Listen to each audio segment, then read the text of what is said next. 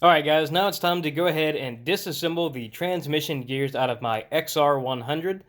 If you haven't watched my previous video, I'm going to link it up here so you can watch where I disassembled the entire bottom half to get these gears out. So starting off, I have both of my shafts here. I have my main shaft up here, and I have my countershaft down here. The first one I'm going to go ahead and take apart is the countershaft, so I'm going to move the main shaft out of the way. So looking at the shaft here, this is the end that sits on the inside of the case. And as you can tell, this is what sits on the outside because you can tell of all the dirt and mud that's on it. So this shaft will be getting cleaned up. I'm going to take apart all these gears and drown it in brake clean. And then once we put it back together, it'll be all nice and clean with assembly lube and it'll be ready to put back in the case. Starting at the end here, I have a thrust washer. And I'm also going to be putting these parts out in order. So I'm going to put that over there. Then I have the starter idler gear, which sits there. Then I have what the manual calls is a C1 gear, which is probably countershaft first gear. And now I have a collar, as you can see here. It's getting pretty stuck at the end of the shaft because it's pretty torn up, as you can see there. Pretty ate. I'm going to see if I can get that collar off of here. So after about 20 minutes of trying to file the splines down and hitting this collar, I finally got it to crack. So now I'm going to see if I can actually tear this thing apart and get it off of here. A good half of it.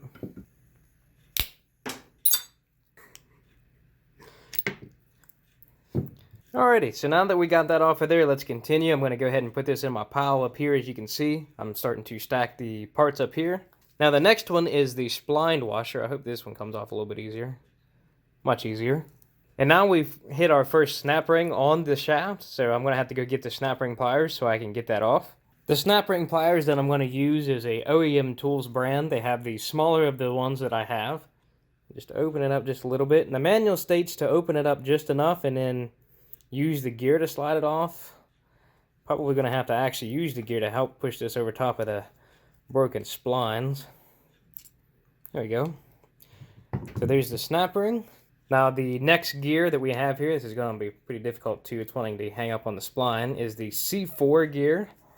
I actually stopped before I pulled this one off, and I used a file that you see there and actually cleaned up these splines a little bit so I can actually get the rest of these off of there without tearing them up. So now this one can slide off of there quite a lot easier than trying to get that collar off.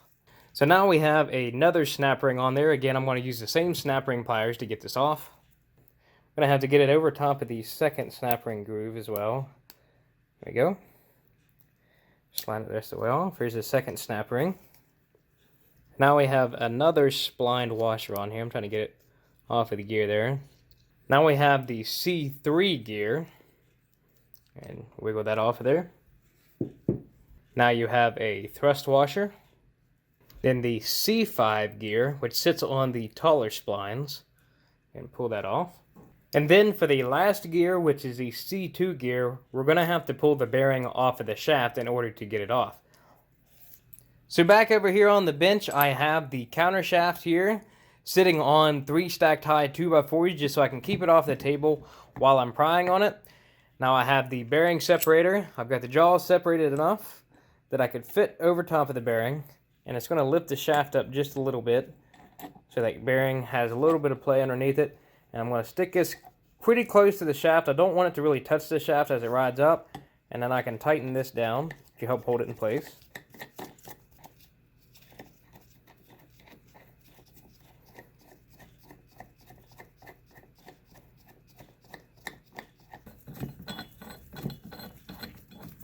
So at the end here, you have a thrust washer, then you have the C2 gear, and pull that off. And then as you can see there, there's another thrust washer. And that's it for the countershaft. So as you can see there, I mean, that's where it was pretty well beat up.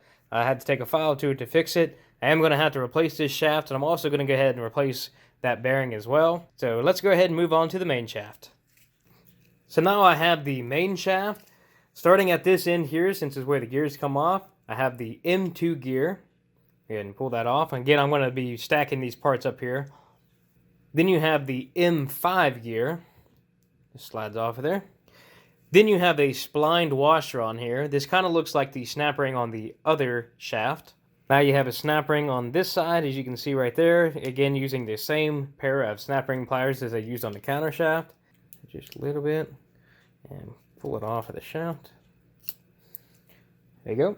Now we have the M3 gear. Then you have another snap ring. You're going to have to get it over top of the other snap ring spline as well. Then you have another splined washer on here. Just going to go ahead and push it off with the gear. Now you have the M4 gear, and that M4 gear has a thrust washer behind it. And lastly, you have your primary starter gear, and that's it of the main shaft. So after waiting about a week on back-ordered parts, I'm ready to go ahead and assemble all the transmission components. I have everything laid out here, as you can see. Most of these parts have already been washed. The ones that are not washed are the ones that are broke, like the shaft that you just saw. But I have a brand new one here, and I also have a brand new starter idler gear to go on this as well, along with the collar that I had to break in half by cracking it. So everything should be here, so let's get this back together. The assembly lubes that I'm going to be using for this is going to be Amsoil, or it's going to be Lucas for this, depending on which one I have on hand at that time. These are the two that I'm going to be using solely to put this thing back together for the whole bottom end along with the top end. So the first one that I'm going to start off with is the main shaft. Before I apply any of these gears to the main shaft, I'd like to go ahead and lube this up. Generous amount here. Now I can add the primary starter gear, which has this bronze looking bushing on the inside. So I can go ahead and slide this on here. Go ahead and get that lubrication mixed in here. On the other side of the shaft, we have this thrust washer. It's all the way back here. Now we have the M4 gear, which has 23 teeth on it. The gear dogs must be facing outwards, and I also have the lubrication already on the inside of the bearing surface along with on the gear dogs. Go ahead and slide that up on in there. Then the spline washer. So here's where the tricky part comes in with these snap rings. It's very hard to tell which one has more of a chamfered edge to it. On the right hand side, on the bottom side here, you can see that there's a small chamfer in there on the right hand side. That chamfer needs to be facing the thrust load of the main shaft. So I'm going to go ahead and use the snap ring pliers down here and go ahead and get this installed with the chamfer facing towards the right hand side. There we go. And push it all the way in. And lastly, it tells you to line up the snap ring ends with the grooves of the splines. As you can see right there, I have this one in the middle of a groove on this side, and also on the right hand side it's in the middle of that groove, so it's good to go. Next up is the M3 gear, which is a 20-tooth gear.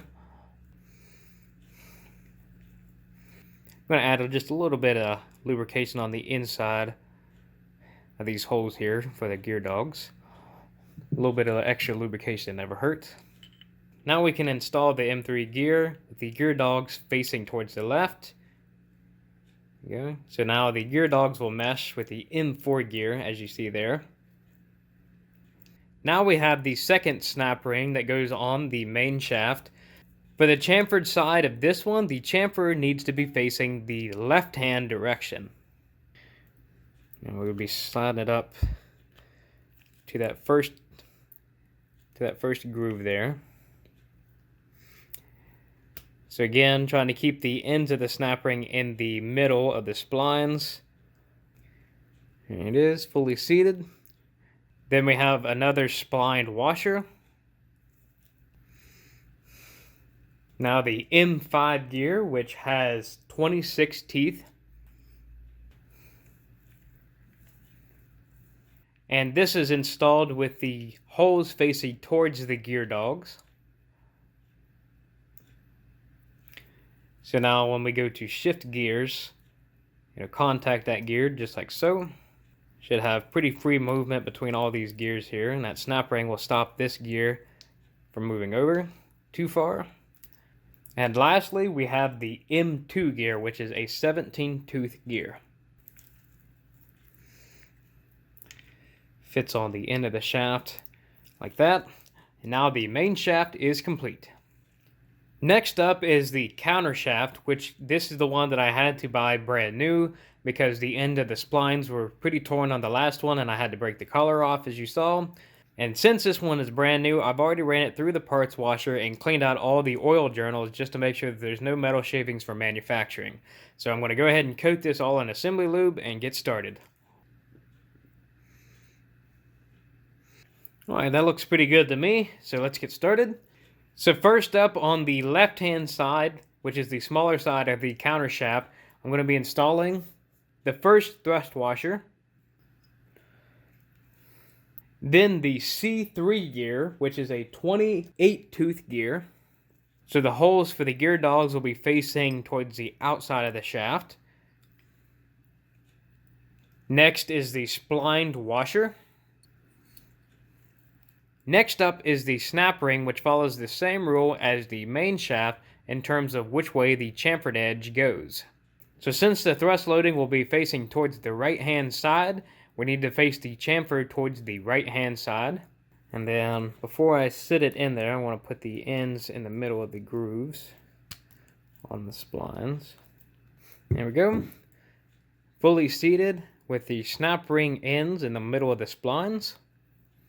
Next up is the C4 gear, which has 26 teeth. Lube up the gear dogs on both sides, along with the groove for the shift forks.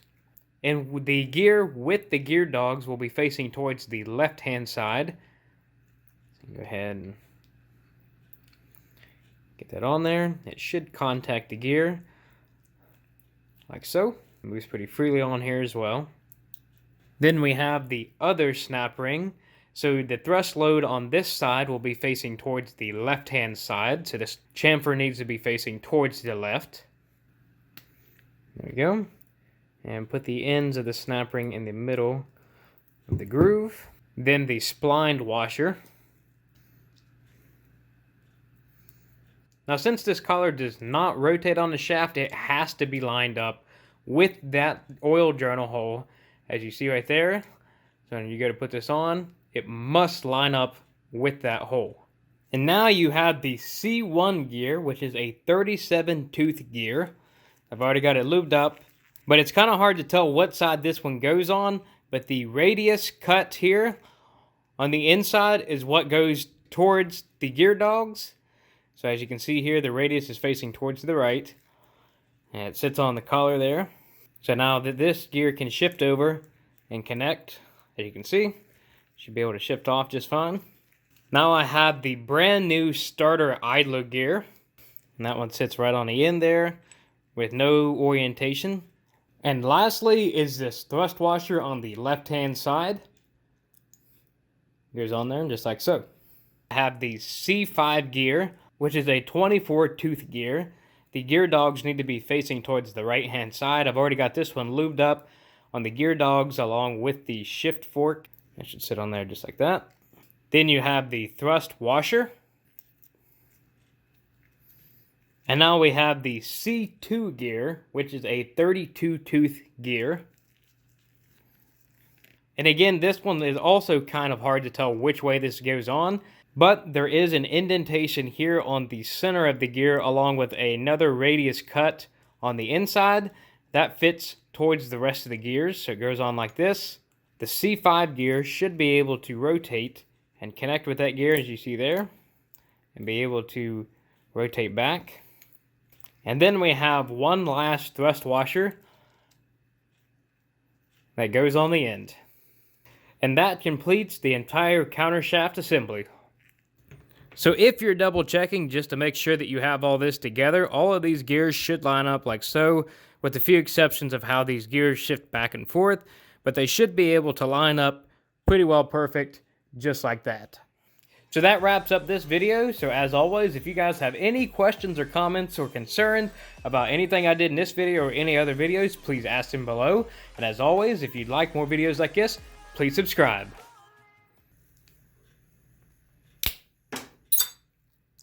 Well, that went somewhere across the basement.